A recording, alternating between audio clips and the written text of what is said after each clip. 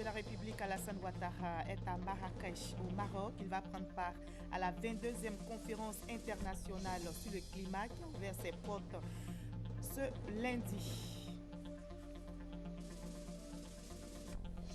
L'intersyndicale de l'enseignement préscolaire et primaire de Côte d'Ivoire a décidé de suspendre son mot d'ordre de grève devant débuter du lundi 14 au vendredi 18 novembre. L'intersyndicale appelle tous les enseignants à la reprise des cours dès demain lundi. Le football ivoirien est en deuil. Laurent Pokodi, l'homme d'Asmara, est décédé aujourd'hui à l'âge de 69 ans.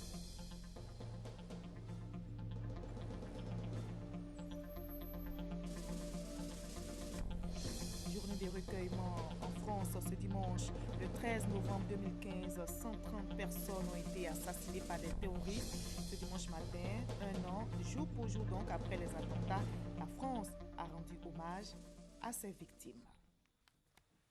Bonsoir à tous, merci d'avoir choisi RTI 1 pour vous informer. Le président de la République, Alassane Ouattara, est arrivé aujourd'hui à Marrakech, au Maroc. Il va prendre part à la 22e conférence internationale sur le climat qui a ouvert ses portes lundi. La COP22 est qualifiée de COP de l'action. Les chefs d'État et de gouvernement des 195 pays membres de l'Organisation des Nations Unies adopteront une feuille de route pour la mise en œuvre effective des décisions arrêtées il y a un an à Paris. Le reportage de notre envoyé spécial au Maroc, Abiba Dambélé-Saoui. Il est 16h à Marrakech et à Abidjan, quand l'avion transportant le président de la République s'immobilise sur le tarmac de l'aéroport international Mohamed VI, au nouveau pavillon royal. Le président de la République de Côte d'Ivoire est accueilli par le ministre marocain de l'Agriculture, Aziz Aknouch, par l'ancien Premier ministre Jeannot Ahoussou Kouadio, des membres du gouvernement et du cabinet présidentiel. Le président Alassane Ouattara s'est dit heureux d'être encore une fois dans ce grand royaume pour la 22e conférence internationale des parties de la Convention cadre des Nations Unies sur le changement climatique, la COP22. Je suis toujours très heureux d'être dans le royaume et de voir Sa Majesté, le roi Mohamed VI et nos frères marocains. Donc c'est un plaisir renouvelé d'être ici donc à Marrakech à l'occasion du sommet de la COP22. Qui fait suite à la COP21, qui a vu la signature de l'accord de Paris. Nous l'avons ratifié, je l'ai promulgué, et par conséquent, nous sommes parmi les premiers signataires de cet accord qui est important pour l'humanité. Et le fait que cela se tient au Maroc est un signe important. Tout le monde connaît l'engagement de Sa Majesté dans tout ce qui a trait à la préservation de la nature et de l'humanité. Pour rappel, retenez que l'accord de Paris, obtenu à la COP21, a été ratifié le 25 octobre par la Côte d'Ivoire, après son adoption par les députés. Avant cela, le président Alassane Ouattara s'est rendu aux États-Unis le 22 avril dernier pour la signature de cet accord historique, le premier accord universel sur le climat qui vise à limiter la hausse de la température de la planète en deçà de 2 degrés Celsius. Et la Côte d'Ivoire présente à Marrakech entend porter sa voix dans ce combat contre le changement climatique.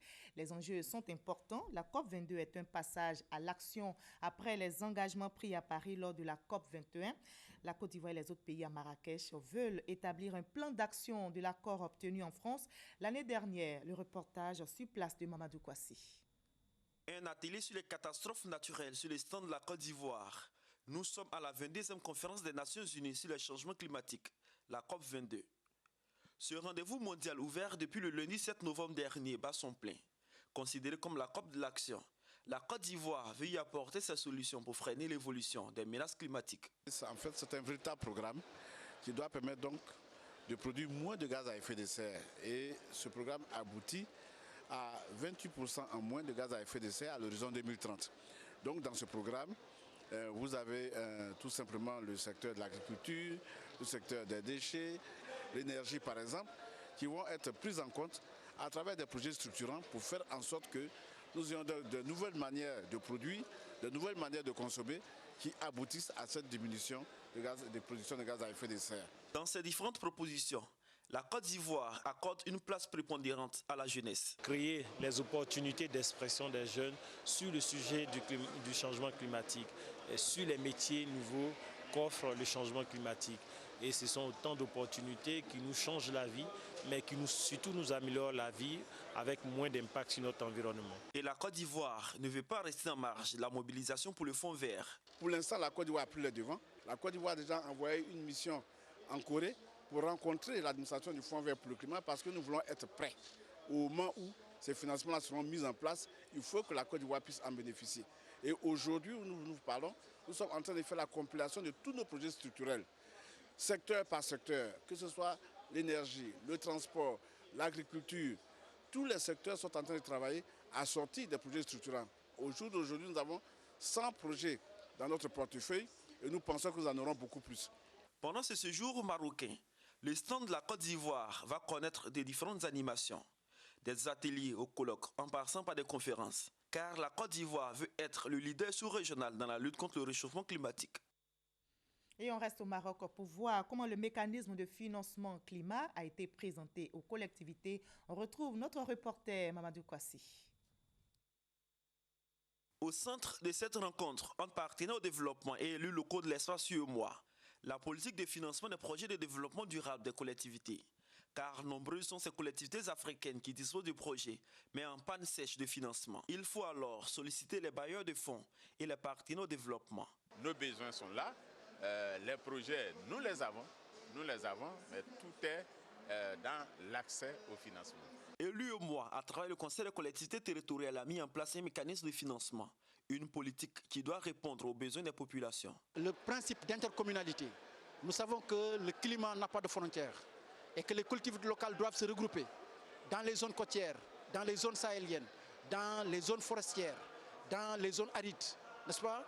Aller en intercommunalité pour accéder aux finances. Et ensuite, c'est de disposer de documents de planification et surtout d'amener les collectivités locales à faire des programmations pluriannuelles. Il s'agit alors pour le Fonds mondial pour le développement des villes FMDV de présenter aux élus locaux les opportunités de financement des collectivités territoriales de l'espace UEMOA. Cette structure et d'autres entités se sont engagées à soutenir les collectivités territoriales de l'espace UEMOA, premier acteur dans la lutte contre le réchauffement climatique, de disposer de moyens matériels et financiers adéquats. Mais ces projets-là aujourd'hui ne sont pas formulés d'une manière à ce que les ressources des partenaires financiers, qu'ils soient institutionnels ou privés, puissent être investis sur les territoires. Or, on observe également que les ressources de ces partenaires existent. Les banques africaines sont en surliquidité, les bailleurs de fonds ont des lignes de crédit qui se comptent en milliards de dollars, mais comment faire à ce que ces ressources financières puissent être fléchées vers les collectivités locales et aimerions que beaucoup plus de villes soient justement plus durables, soient aussi décarbonisées par exemple, soient résilients et qu'ils ont des plans d'adaptation, qu'ils ont des plans de biodiversité qui soient aussi beaucoup plus efficaces, peut-être dans leur utilisation énergétique, dans la consommation énergétique, mais aussi la production. Ces élus locaux se sont engagés à s'organiser pour faire porter leurs différents projets afin de bénéficier de financement, mais aussi de la formation de leurs techniciens. La Côte d'Ivoire est en deuil. Le football ivoirien vient de perdre un grand homme. Laurent Poko, dit l'homme d'Asmara, est décédé aujourd'hui à Abidjan. Celui qu'on appelait la légende vivante du football s'est éteint à l'âge de 69 ans. Laurent Poko était joueur et entraîneur de football. En avant-centre de l'équipe de Côte d'Ivoire, il obtient une reconnaissance internationale en décrochant le titre de meilleur buteur de la Coupe d'Afrique des Nations en 1968 et en 1970. Fin dribbleur, rapide, physique et doté d'une grande intelligence tactique, son nom restera à jamais inscrit dans les mémoires du football africain. Adieu, Laurent Dripoko. Le mardi prochain, 15 novembre, sera célébrée la Journée nationale de la paix en Côte d'Ivoire. En raison de cette journée, le ministère de l'Emploi et de la Protection sociale décrète le mardi 15 novembre comme jour férié et chômé sur toute l'étendue du territoire. Avant ce jour férié, demain lundi 14 novembre, c'est jour de classe pour tous les élèves. Les enseignants sont invités donc à la reprise des cours. L'intersyndicale de l'enseignement préscolaire et primaire de Côte d'Ivoire a suspendu son mot d'ordre de grève devant débuter du lundi 14 au vendredi 18. L'ISEPSI appelle tous les enseignants à reprendre les cours dès demain lundi. Nous écoutons le porte-parole. Déclaration de l'ISEPSI relative au mot d'ordre de grève et de boycott des cours le mercredi. Suite à l'arrêt de travail du lundi 7 au vendredi 11 novembre 2016 et insatisfaite du traitement réservé à ces revendications par le gouvernement, l'ISEPSI a appelé les instituteurs et les institutrices de Côte d'Ivoire à observer un arrêt de travail du lundi 14 au vendredi 18 novembre 2016. Le ministre de l'Éducation nationale a appelé à une négociation ce jour, samedi 12 novembre 2016. À l'issue des discussions, les points suivants ont été arrêtés. 1. La mise en place d'un cadre de discussion qui va examiner toutes les questions inscrites dans le préavis de grève, hormis les questions transversales telles que le paiement du stock des arriérés et le retrait de l'ordonnance 2012-303 du 4 avril 2012 portant organisation des régimes de pensions gérés par l'IPS Ségrae. 2. La désignation des membres de l'ISEPSI devant siéger dans le cadre de discussion. Sur la base de ces acquis, l'ISEPSI suspend son mot d'ordre devant courir du lundi 14 au vendredi 18 novembre 2016 et invite les enseignantes et les enseignants à reprendre les cours ce lundi 14 novembre 2016, fait à Abidjan le 12 novembre 2016 pour la direction de l'ISEPSI, le porte-parole David Bliblé. Quelle solution au problème de financement des petites et moyennes entreprises? La question préoccupe l'Association des professionnels comptables et financiers de Côte d'Ivoire. Elle vient justement d'organiser une rencontre pour en discuter. Pour les participants, le manque d'organisation des PME est un frein à leur accès au crédit. Francis Boifo.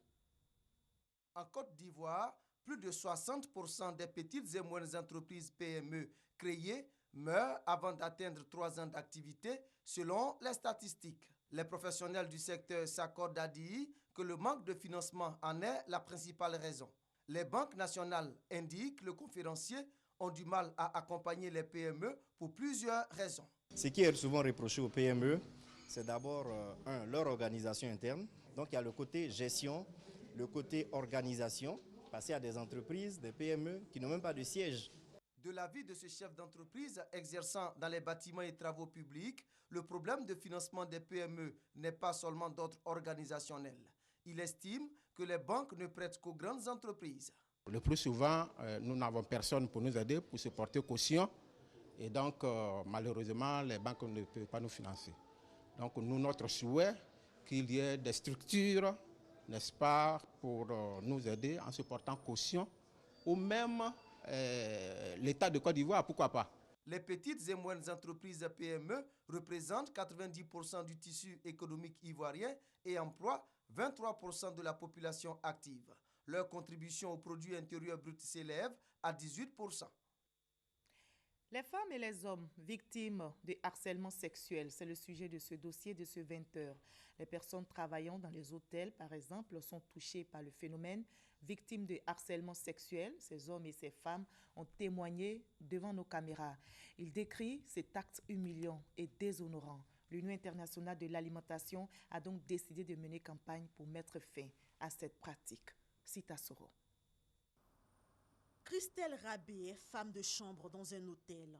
Ce métier, elle l'a exercé avec joie et passion jusqu'au jour où elle croise le chemin d'un pervers sexuel, qui n'est tout autre qu'un client de l'hôtel où elle travaille. J'ai été plusieurs fois victime d'harcèlement sexuel, mais il y a un cas qui m'a particulièrement marqué. C'était un client qui avait l'habitude de venir à l'hôtel.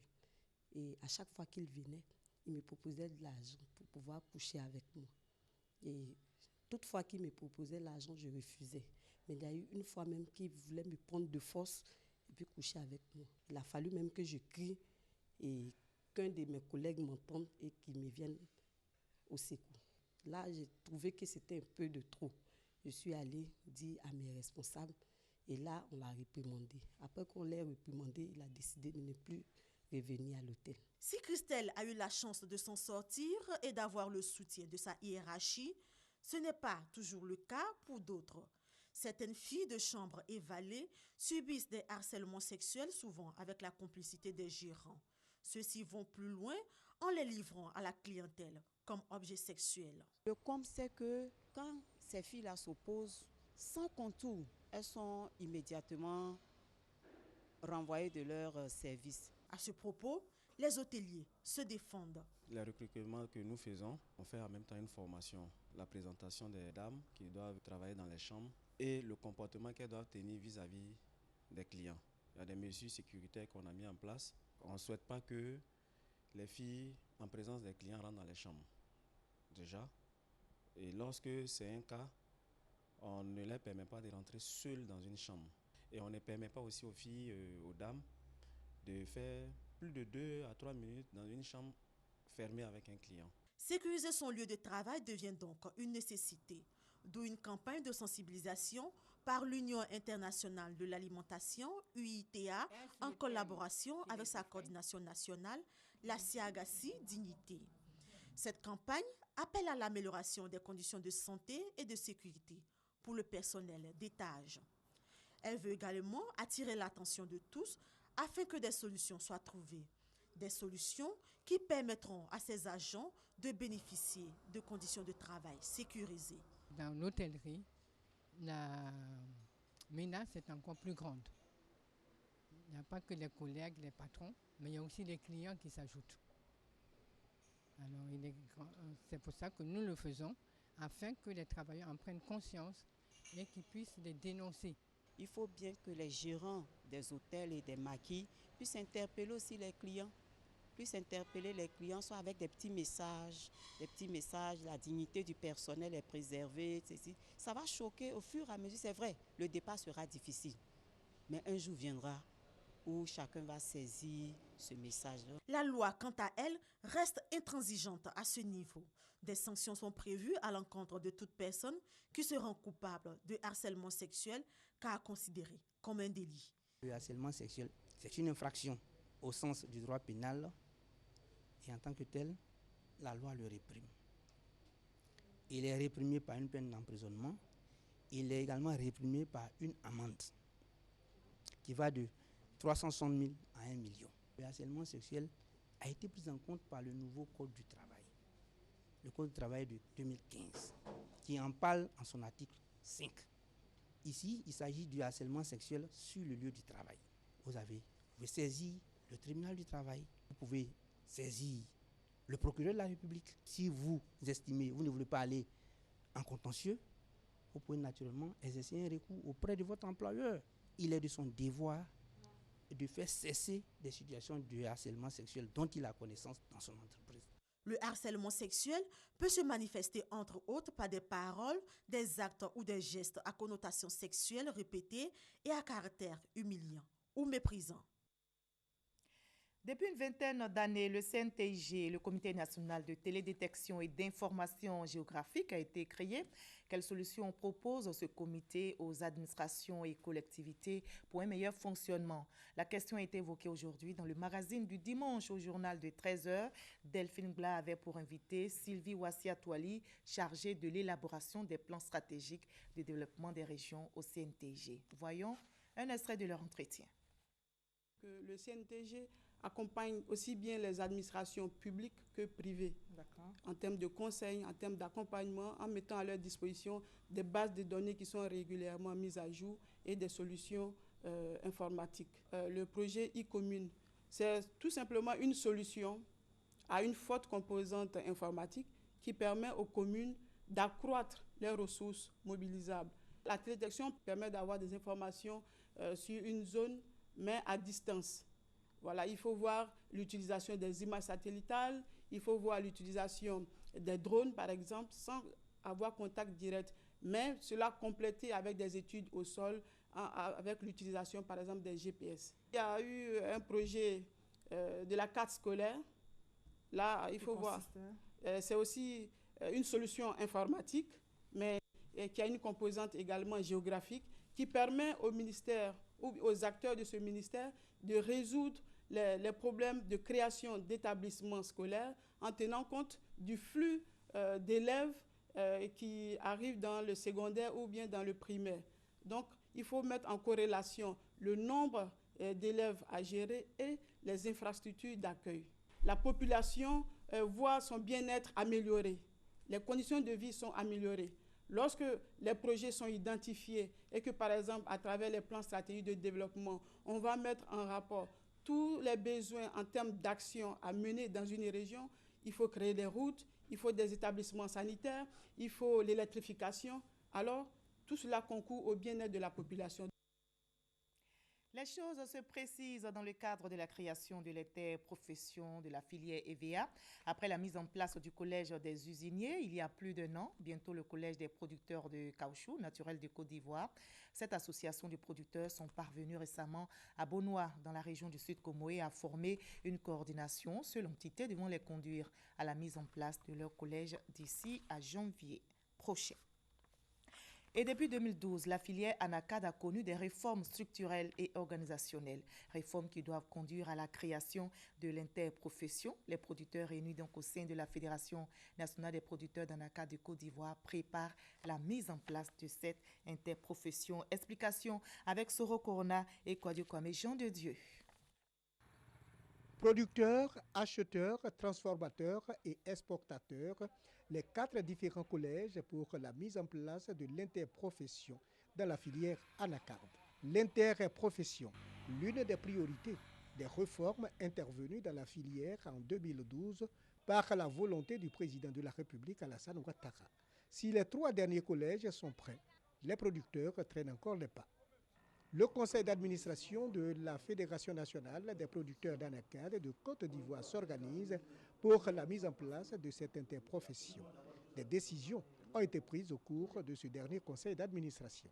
Nous exhortons tous les producteurs d'ANACAD de rejoindre la fédération qui est une et indivisible. Aujourd'hui, notre combat, c'est de nous battre pour l'intérêt général, pour l'intérêt de tous les producteurs. Bientôt, nous allons mettre en place l'interprofession. L'interprofession qui pourra, comme l'a souhaité le président de la République, défendre les intérêts des producteurs. Pour les administrateurs, les producteurs ne doivent pas être à la traîne dans l'organisation de la modernisation de la filière. Au cours de ce conseil d'administration, plusieurs décisions ont été arrêtées. La désignation d'un directeur général et les préparatifs de la campagne 2017. La Fédération nationale des producteurs d'ANACAD de Côte d'Ivoire compte à ce jour plus de 300 000 producteurs sur l'ensemble des 19 zones de production. Je rappelle, la journée nationale de la paix sera célébrée le mardi 15 novembre prochain et cette édition 2016 sera marquée dans le département de Bongouanou, donc dans le Moronou, en présence du Premier ministre Daniel Kablan-Duncan. À marge de cette célébration, la ministre de la Solidarité, de la Cohésion sociale et de l'indemnisation des victimes mène des actions sur place dans le Moronou, actions marquées par une caravane de sensibilisation sur la cohésion sociale. Abou Sanogo. La ville de Bongouanou s'apprête à accueillir les festivités de la Journée nationale de la paix édition 2016. Une édition qui verra la présence du Premier ministre Daniel Kablan-Duncan. Et déjà, la ville de Bongouanou attend cet événement. Toutes les forces vives de la localité ont été donc informées et la population est donc de mise. Nous sommes donc fin prêts pour accueillir donc cette importante manifestation. Mais avant la cérémonie officielle prévue pour se tenir le mardi 15 novembre prochain, des activités sont initiées par le ministère de la Solidarité, de la Cohésion sociale et de l'indemnisation des victimes à Bongouanou. Entre autres, une caravane de sensibilisation dans les quartiers, des rencontres sportives, le concours des arts pour une école citoyenne au service de la paix. Pour cette année, mettre l'école au centre de la réconciliation, de la paix, de la cohésion sociale est très important. Parce que c'est à l'école que nous apprenons non seulement le savoir, mais surtout nous apprenons le savoir-être. Je pense que c'est une bonne idée et puis nous disons merci à toutes les autorités pour le choix de notre localité.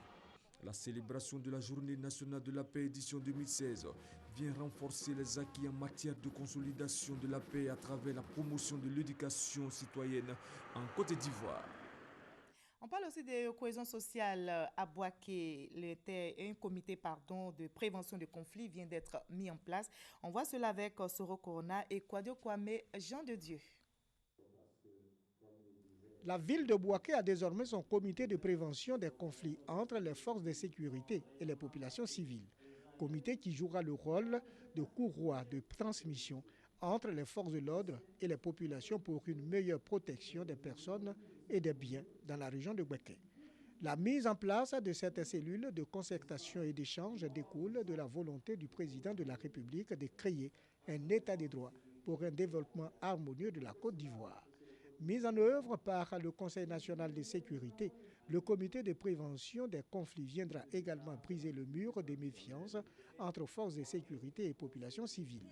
Pour une nouvelle collaboration entre les corps habillés et la population, des rencontres sportives ont été organisées. Les cahiers de charges seront mis à la disposition de ces différents comités qui seront mis en place à travers tout le pays.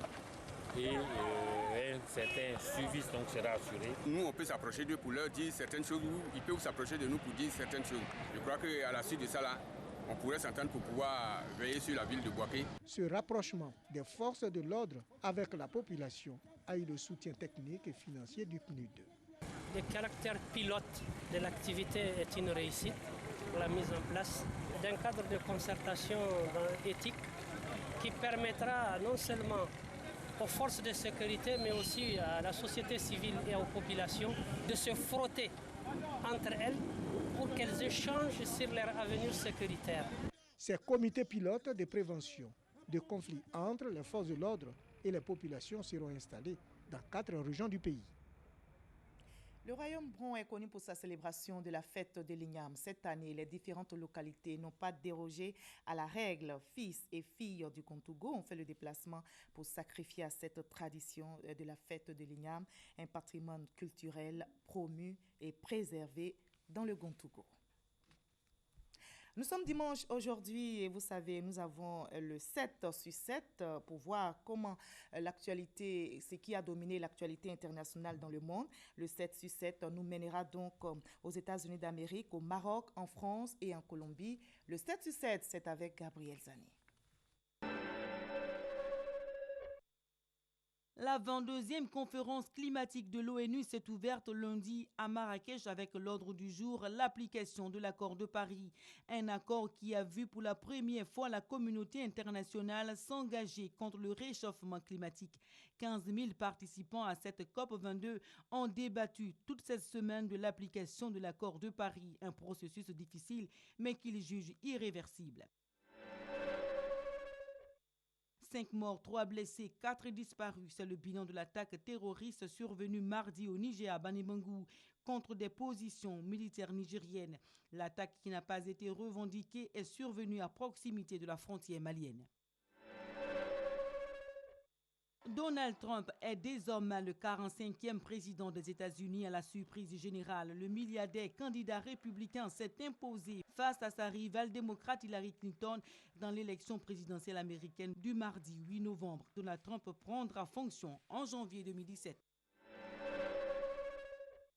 Le jeudi s'est ouvert à Ramallah, en Cisjordanie, un musée dédié à l'ancien président palestinien Yasser Arafat. C'est un hommage au dirigeant historique palestinien 12 ans après sa mort. Mais cet hommage se fera sur fond de tension quant à la succession de l'actuel président de l'autorité palestinienne. Mahmoud Abbas, le neveu de Yasser Arafat, pourrait jouer un rôle de premier plan dans les mois à venir. Un camion suicide lancé contre le consulat allemand en Afghanistan a fait au moins 6 morts le vendredi. Une attaque revendiquée par les talibans de Mazar-i-Sharif dans le nord du pays en représailles à la mort de civils dans un bombardement de l'OTAN la semaine dernière. Aucun ressortissant allemand n'a été touché selon Berlin. La guérilla des forces armées révolutionnaires de Colombie, FARC, et le gouvernement colombien ont signé samedi un nouveau traité à La Havane en Cuba. Le but, sauver la paix après le rejet par référendum d'un précédent accord visant à mettre fin à 52 ans de conflit en Colombie qui a fait plus de 250 000 morts. Cet accord historique intervient après 4 ans d'intenses négociations. 130 morts, des centaines de blessés. Il y a un an, la France était attaquée par de pires attentats que le pays ait connus. Ce dimanche, le président français François Hollande s'est rendu sur les différents lieux des attentats de novembre 2015. Des gerbes ont été déposées et des plaques dévoilées. Une commémoration sobre voulue par les parents des victimes. Et je rappelle, pour terminer, qu'ici, en Côte d'Ivoire, l'intersyndicale de l'enseignement préscolaire et primaire a suspendu son mot d'ordre de grève devant débuter ce lundi 14 novembre. L'ISEPSI appelle tous les enseignants à reprendre les cours dès demain lundi. Et c'est la fin de ce journal supervisé par Hugues Hervé Blé. Merci à toute l'équipe technique et merci à vous également de nous suivre à travers le monde. Demain 20h, vous avez rendez-vous avec Fatou Fofana.